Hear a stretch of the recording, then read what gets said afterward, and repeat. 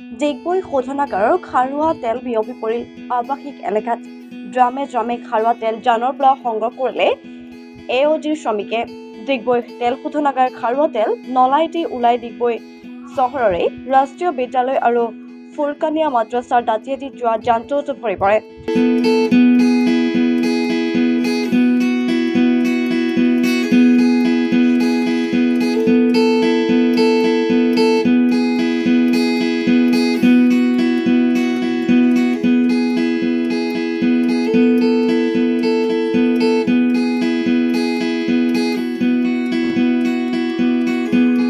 ডিগবৈ পৌৰসভাৰ 1 পৰা 2 নং ৱাৰ্ডৰ আৱাসিক এলেকাৰ মাজত যানটোত থকা খাৰুৱা তেল জমা হৈ পৰাত মানুহৰ ঘৰৰ ভিতৰতে তেল মিশ্ৰিত পানী সোমোৱাৰ ফলতে ঘৰৰ ভিতৰত থকা যথেষ্ট প্ৰয়োজনীয় সামগ্ৰী নষ্ট হয়। ইপিনে সমগ্ৰ অঞ্চলটোতে তেলৰ গোন্ধত মানুহ থাকিব নোৱাৰা অৱস্থাৰ সৃষ্টি হয়। रात से जब बारिश गिरा तब से अच्छा क्या तेल आया है ना तेल ऐसे नहीं देखता काला काला वहाँ में। ये तो घर में हमरा था वो लोग को बाहर गया है वहाँ में चौकीदार रखा है।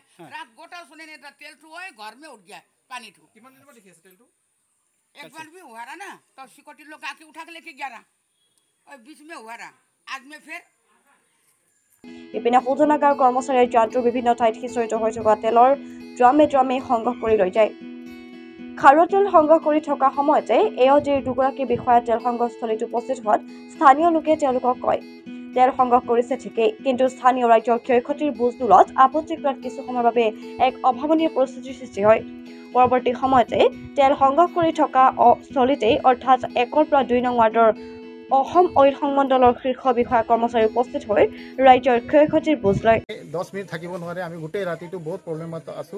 গোটেই ৰাতি হোৱা নাই, তেলৰ গোন্ধত আমি থাকিব পৰা নাই, উশাহ ল'ব পৰা নাই। আজি IC কৰ্তৃপক্ষক আমি মাতি আনি দেখাইছো। এতিয়া আমাৰ বসুমতী ছাৰেও আহিছে চাইছে।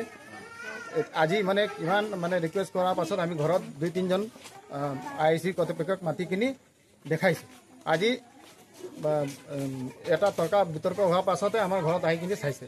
এনেকুৱা বহুত আছে, কিমান মানুহৰ দোকান হেৰি হ'ল তাৰ পাছতো আহি কিনি চোৱাৰ পাছত এতিয়া আমাক সেই তৰ্কাতৰ্কি হোৱাৰ পাছত আমাক কৈছে আমি এটা কেছ দিছোঁ, আমি এটা কাম ৰখাইছোঁ।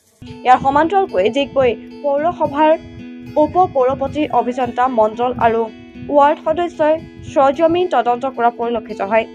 ডিগবৈ শোধনাগাৰ কৰ্তৃপক্ষই উক্ত ঘটনাৰ স্থায়ী সমাধান কেনেকৈ আৰু কেতিয়া কৰে পৰৱৰ্তী সময়তে ক'ব পৰা যাব। আন এক তথ্য অনুসৰি শোধনাগাৰ প্ৰায় ওলাই যোৱা খাৰুৱা তেল উল্লেখিত যানটোত গৈ বৰবিল গাঁও অঞ্চলটো যথেষ্ট ক্ষয় ক্ষতি কৰা বুলিও জানিব পৰা গৈছে। মানে ভলিউমত বৰষুণ দিলে আমাৰ ডিগবৈত IOCৰ তেলৰ যোনটো নলা, এই নলাৰ পৰা গোটেই তেলৰ পানী আমাৰ ঘৰৰ প্লাছ আমাৰ কমচে কম 40টা ঘৰৰ আশে পাশে থকা ঘৰৰ মানুহৰ ঘৰত তেল পানী সোমাই গোটেই বস্তুখিনি বৰবাদ কৰি দিলে।